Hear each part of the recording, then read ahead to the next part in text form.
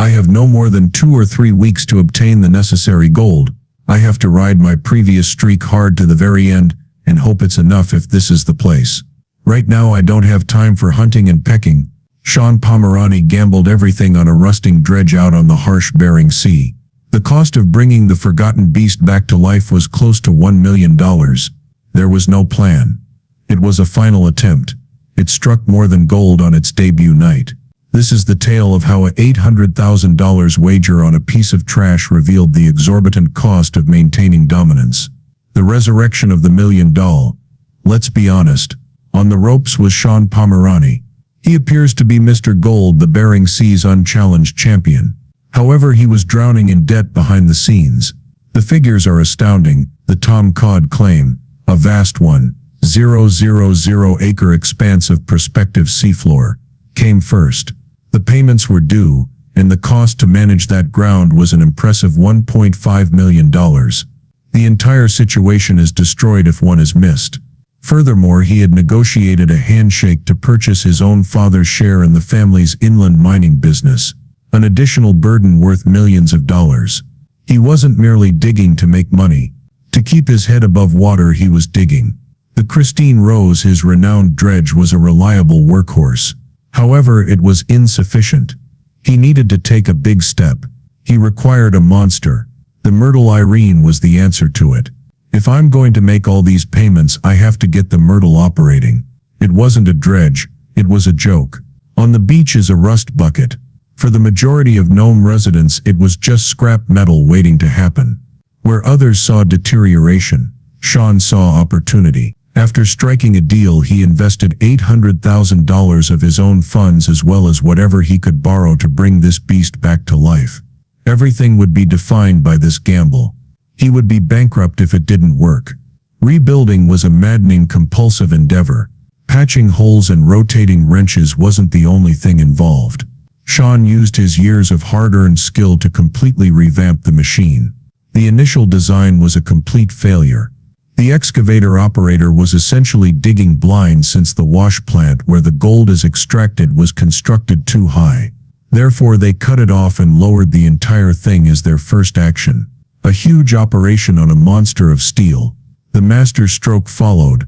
He was aware that the outdated design was physically washing money back into the ocean by losing valuable gold. He created a second parallel cell box as his answer.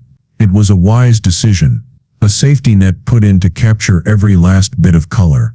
Every screen, pump and hose was disassembled, reassembled and strengthened. The work was not a repair. It was a resurrection. The night finally arrived. Was it all worth the tears, sweat and blood? Won't we find out in the morning? On its first trip, the refurbished Myrtle Irene set sail. There was only the strained, focused stillness of a team that knew their jobs were on the line. No champagne or jubilation. They steamed out to one of Shawn's old honey holes, which is known to contain gold but is located deeper than most rigs could ever hope to reach. More than 30 feet. The first enormous scoop of the excavator plunged into the black water as the pump screamed to life. The first miracle was what followed. The dredging was effective. It not only functioned but did so without a hitch. Something breaks on the majority of shakedown runs. An engine overheats, a belt slips and a hose blows. The Myrtle purred, however, as if it had been operating for years. It devoured through the seabed for hours without encountering any issues. The excavator began removing heavy, thick clay layers as the night went on. That is the sticky substance that traps gold, the pay dirt. Like a tiger in a cage, Shawn walked the deck, listening to every sound and observing every gauge. The second miracle followed. One of the staff looked into the cell box. And there it was. Gold. It wasn't much, yet under the strong deck lights the color was real and unmistakable. The layout was effective. They were trapping the gold. The $800,000 monster did not malfunction for a single night shift. It consumed the ocean floor. Perfectly processing the dirt, it began to capture gold. At last the team was able to breathe. It was a successful gamble. Indeed, it was only beginning. The Myrtle Irene wasn't a lemon, as that first night demonstrated. However, millions of debts cannot be paid off in a single excellent night. The real test was about to begin. enduring the harsh Bering Sea day in and day out.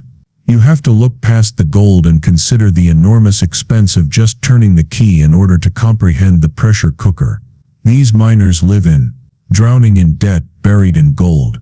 It's simple to assume that these men are instantaneously wealthy when they bring out a jar of gold. Here's the simple reality though. Before the gold even emerges from the earth, almost every dollar of it has already been spent. Whether you're finding gold or not, the operational costs of operating a top-tier dredge on the Bering Sea are a constant financial burden. You can become broke in this game more quickly than anywhere else on the planet. Friend, we're making gold. What are your thoughts? Maybe we'll get our money back. Yes. First, let's talk about the most fundamental cost: fuel. With enormous diesel engines powering everything from the excavator to the water pumps to the generators that keep the lights on, a dredge such as the Myrtle Irene or the Christine Rose functions as a floating factory. These engines suck fuel rather than sip it. An operation can need hundreds or even thousands of gallons of diesel on a good day. Fuel is particularly costly in a community like Nome, Alaska, where everything must be hauled in. The amount of money spent on fuel each day can easily reach the thousands and occasionally even the tens of thousands. Every day that's money disappearing into thin air. Maintenance comes next. The worst adversary of a machine is the Bering Sea. Everything that comes into contact with the salt water corrodes, including the delicate wiring and the steel hull. The actual pay soil is extremely abrasive. Consider it. Tons of rock, gravel, and sand are being sucked up by you. That substance continuously erodes every component of the system, much like sandpaper. Under pressure, hoses burst. Steel screens are ripped to pieces. Additionally, costly water pumps are ruined by sucking up rocks. The expense of replacing a single hydraulic hose is more than a few $100s. It entails ending the entire business. You lose hundreds of dollars in potential gold every minute the dredge isn't operating. In the mining industry, the adage is accurate. If it isn't broken, it will soon be. To keep the business running, a sizable portion of every season's earnings is promptly reinvested in repairs and replacement parts. Looking stunning. A ton of rock and gold. To reach my target, I must consume 200 ounces. Disgusting filth. It appears to be quite promising. The human cost comes next. A dredge cannot be operated by one person. Divers, mechanics, excavator operators, deckhands, and a competent and trustworthy crew are all necessary. These jobs don't pay minimum wage. These are hard, risky jobs, and you have to pay well to get people who will put in 18-hour stints in sub-freezing temperatures. In addition, there is the logistical challenge of transporting all those people and supplies to a far-off town like Nome, the expense of insurance to cover the enormous risks, and the cost of food to feed a ravenous team for months. The total comes to a huge payroll. And then there's the price of the ground itself. You understand. The right to mine a portion of the seafloor can cost millions of dollars, as demonstrated by the Tom Cod claim. It is not a one-time charge. These are frequently leases in which the claim owner receives a portion of each ounce of gold you locate. Shawn has been leasing land to other people and keeping a portion of their earnings for years. Although it's a wise commercial decision, it demonstrates that even the ground itself has a high cost. All of this adds up to an operating budget that can reach the millions for a single brief summer season, including gasoline, repairs, crew, and claims. These men are so fixated because of this. It's survival, not simply greed. You can't just have a terrific season when the expenses are so high. Monster cleanups are necessary. Legendary hulls that cover all expenses and more. Miners like Shawn are forced to take enormous risks, venture into unfamiliar territory, and follow their instincts because they are under pressure to locate those prizes. When that intuition is correct, the outcomes can be absolutely astounding. The hulls of mythology tip the balances. Jackpots are king in the high-stakes world of Bering Sea gold mining, but consistency is crucial. With consistent daily cleanups, a miner can make a living. But you need those fabled game-changing hulls that become the buzz of the town if you want to develop an empire. Shawn Pomrenke didn't play it safe to become known as Mr. Gold. It was earned by his extraordinary capacity to find himself in the midst of a cyclone that was plated in gold. One of the most striking instances of this occurred in Storm Ravaged, Episode 8 of Season 9. A violent storm had just battered the ship, scuffing the bottom and rendering identified hotspots untrustworthy. Shawn took a risk by maneuvering the Christine Rose into an uncharted territory as other crews struggled. He was searching for a concentrated deep pay streak that might have been discovered during the storm. It was an outright gamble that paid off handsomely. They were on the best ground of their lives for one amazing non-stop 24 hours. The crew was taken aback when the gold box was eventually extracted. A startling $155,000 was the final weigh-in for that one day. That was worth more than $287,000. Consider that. He earned more in a single day than most individuals do in 5 years. It's the kind of discovery that instantly transforms a losing season into a winning one. The Myrtle Irene, his reborn monster, is far more powerful than even that. The machine started producing on a scale that no one has ever seen in Nome once he had it adjusted. We constructed the second SL box from the ground up. It's enormous.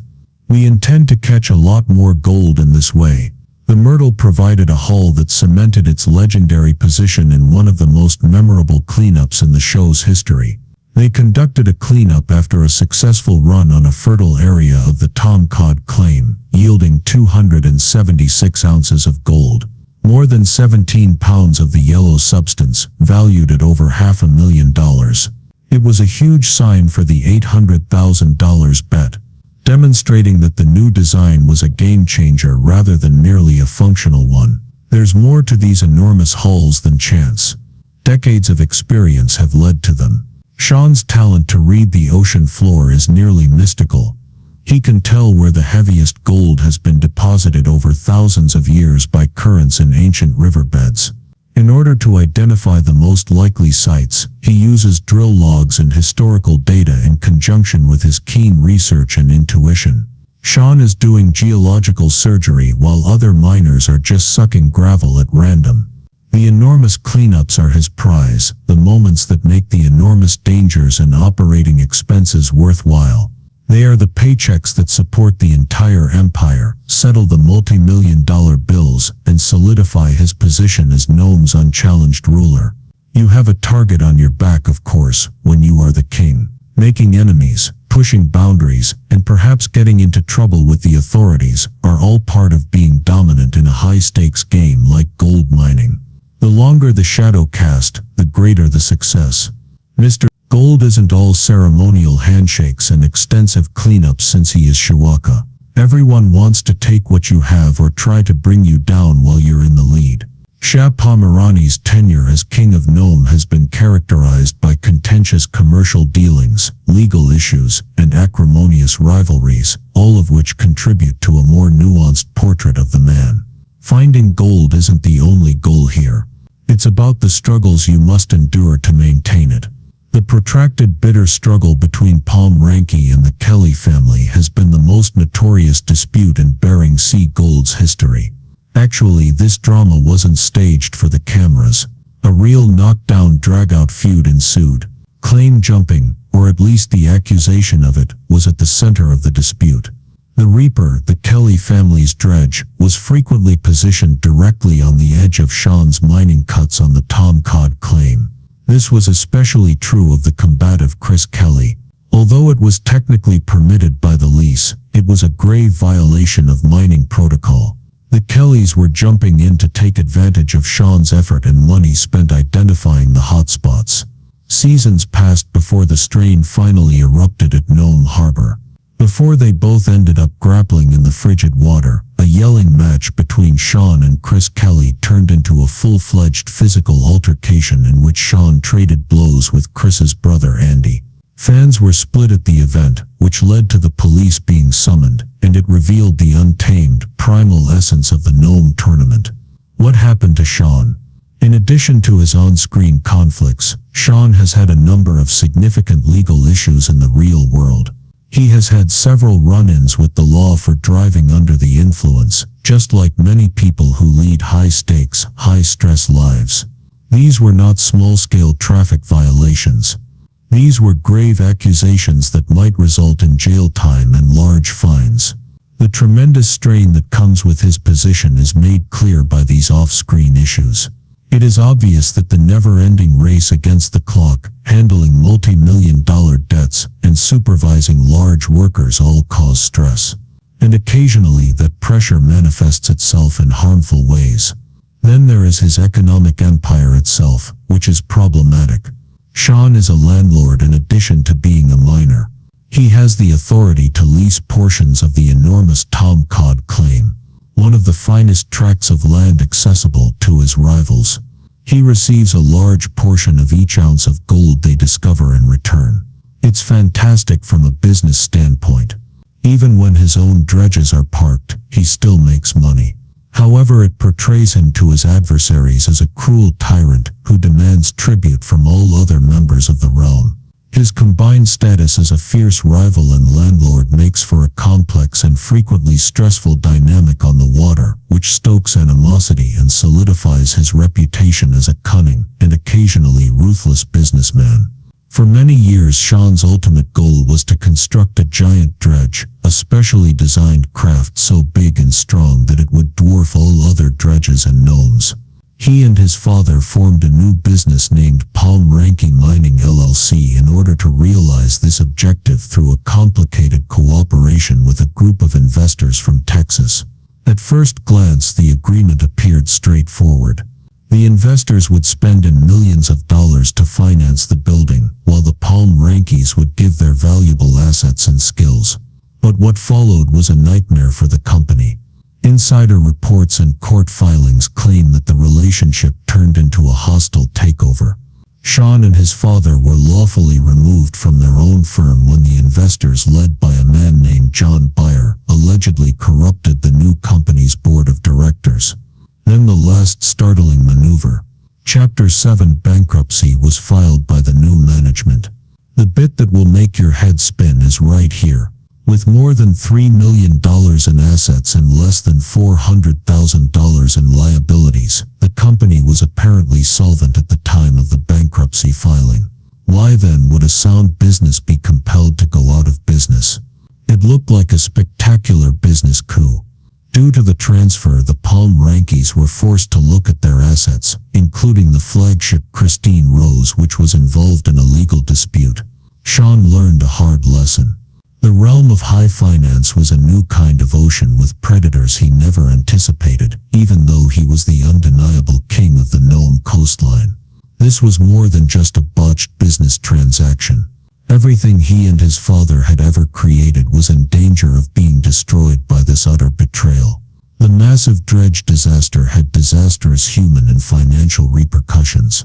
There are rumors in the close-knit mining community that Shawn was defrauded of up to $2 million during the entire incident. He had entrusted outside financial gurus to manage the corporate aspect of his plan, which was to construct the largest dredge on the sea. And by doing this, he made himself totally vulnerable to their moves. This controversy reveals a serious weakness in his defenses. He is a genius at reading the ground and a master of machinery, but he was unprepared for the world of intricate legal contracts and corporate power struggles. The entire catastrophe served as a costly and agonizing public education about the need of due diligence. Instead of being his greatest accomplishment, the giant dredge turned into his worst financial nightmare. His greatest personal dispute with his own father was exacerbated by this time of extreme business strain.